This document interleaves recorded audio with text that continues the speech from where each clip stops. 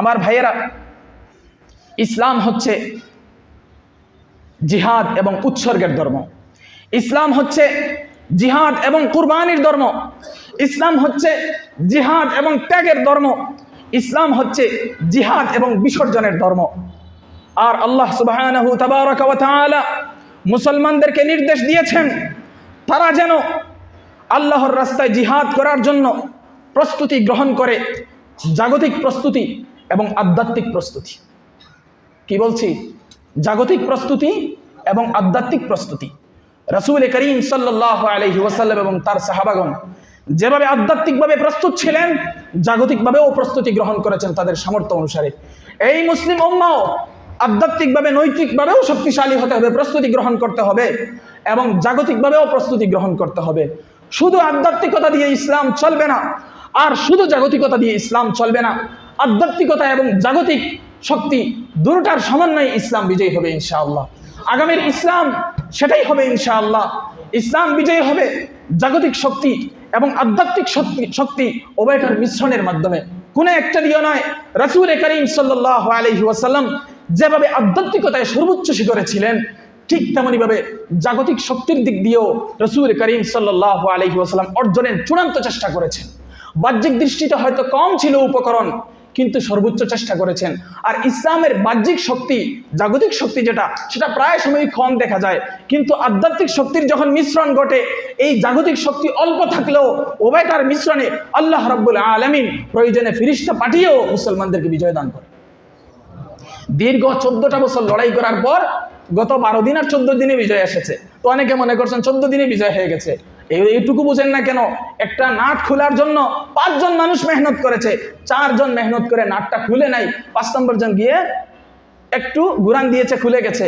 বুদ্ধিমান বলবে এখানে 5 জনের অবদান রয়েছে, লক্ষ লক্ষ মুসলমান শাহাদাত বরণ করেছে, এরপরে বিজয় আসছে। এই বিজয়টাও ধরে রাখা অনেক কঠিন। কত দিক দিয়ে ষড়যন্ত্র চলছে তার কোনো হিসাব নেই। আর আমরা অন্যকে নিয়ে হিসাব করবো কি? আমরা নিজেরা আমাদের ভূখণ্ডে আমরা কিভাবে আছি? প্রতিদিন একটার পর একটা লেগেই আছে। শান্তি নাই, শান্তি নাই, কোনোটাই শান্তি নাই। একটাই কথা সবসময় যেন বাংলাদেশের মুসলমানেরা অন্যের ছামছামি করে, অন্যের গুলামি করে, অন্যের দাসত্ব মেনে নেয়। এই প্রেশারটা সবসময় সর্বশক্তি ক্রিয়েট করে। আমেরিকা বলেন, আর ইসরায়েল বলেন, আর ভারত বলেন, আর চায়না বলেন, আর রাশিয়া বলেন, সবাই চায় এদেরকে চেপে ধরো, চেপে ধরো, চেপে ধরো। এদেরকে উঠতে দিবা না, এদেরকে দাঁড়াইতে দিবা না, এদেরকে শক্তি সঞ্চয় করতে দিবা না, এদেরকে স্বাধীন হতে দিবা না, এদেরকে চাপ দিয়ে রাখো। সবসময় এই চিন্তাই থাকে। আপনি স্বীকার করেন কিংবা নাই করেন, আপনি যদি না বুঝেন আপনি মূর্খতার জগতে বাস করছেন। আপনি কোরআন খুলুন আর আল্লাহর আয়াতগুলো পড়ুন। আপনারা 50 বছর মেহনত করে যা বুঝবেন না বুঝবেন, আমরা 18 বছর মেহনত করে তাই বুঝি। কারণ আমরা আপনাদের মতো বাজে চিন্তা করি না। আমরা কোরআনের আয়াত যাই বলে সেটাই বিশ্বাস করি। আল্লাহ বলেছেন এদের ষড়যন্ত্র থামবে না, আমরা বিশ্বাস করি ষড়যন্ত্র থামবে না। আপনারা গবেষণা করেন। আমাদের এক হুজুর বলছেন গ যুগ এসনা সমান গবেষণা। আপনারা এটা করেন, এটা করে কখনো বুঝেন হচ্ছে, কখনো বুঝেন হচ্ছে না। আর আমরা এক কথাই বিশ্বাস করি, আল্লাহ তাআলা বলেছেন এরা ষড়যন্ত্র থামাবে না, থামাবে না। আপনারা যা 20 বছর গবেষণা করেন না, আমাদের এই 20 বছর গবেষণা করা লাগে না। আমরা 20 বছরে সব বস্তাবন্দি করে ফেলছি। কি হবে না হবে আল্লাহ তাআলার কোরআন যা বলছে সেটাই আমরা বিশ্বাস করেছি। রাসূল করিম সাল্লাল্লাহু আলাইহি ওয়াসাল্লাম যা বলেছেন সেটাই আমরা বিশ্বাস করেছি। এই জন্য গত 20 বছর আগে যখন তালেবানকে সন্ত্রাসী বলা হয়েছিল, আমরা বলছি সন্ত্রাসী না। আপনারা দুদুল্যমানতায় ছিলেন, সোজা হন। আমাদের প্রশাসন দুদুল্যমানতায় ছিল, আমাদের সরকারগুলো দ্বিচারিতায় ছিল। আপনারা দ্বিচারিতায় থাকবেন, কারণ কোরআনের পাতাগুলো আপনারা খুলেন না।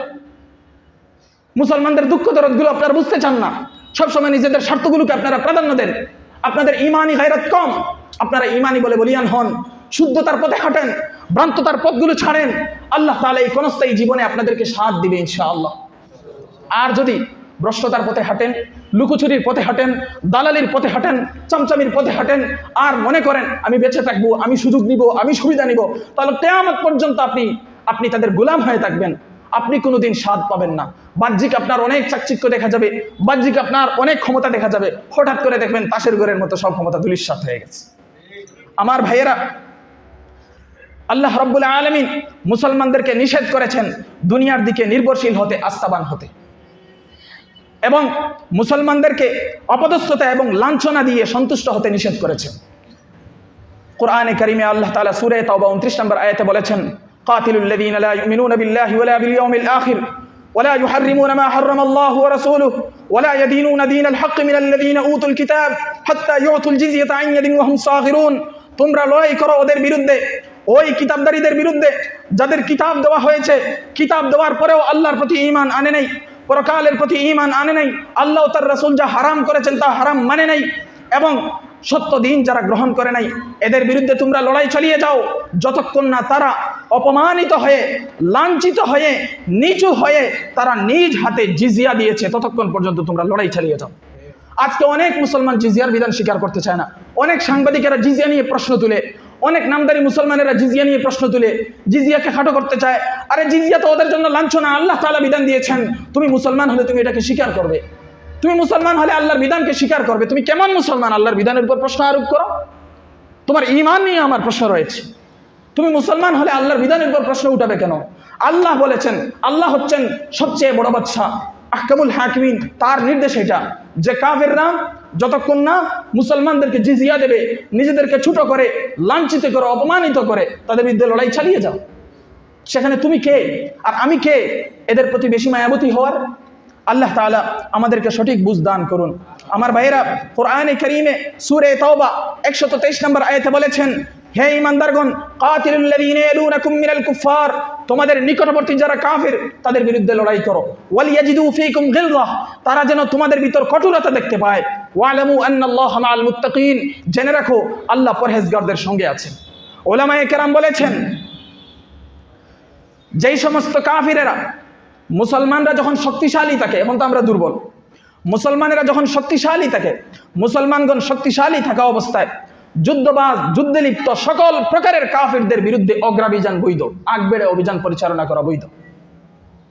যখন শক্তিশালী থাকে এবং শক্তিশালী থাকা অবস্থায় এই কাফিরদের থেকে জিজিয়া গ্রহণ করা বৈধ, মুসলমানরা শক্তিশালী থাকা অবস্থায়, এবং কাফিরদের সাথে সন্ধি করাও বৈধ, কাফিরদের সাথে যুদ্ধবিরতি করাও বৈধ।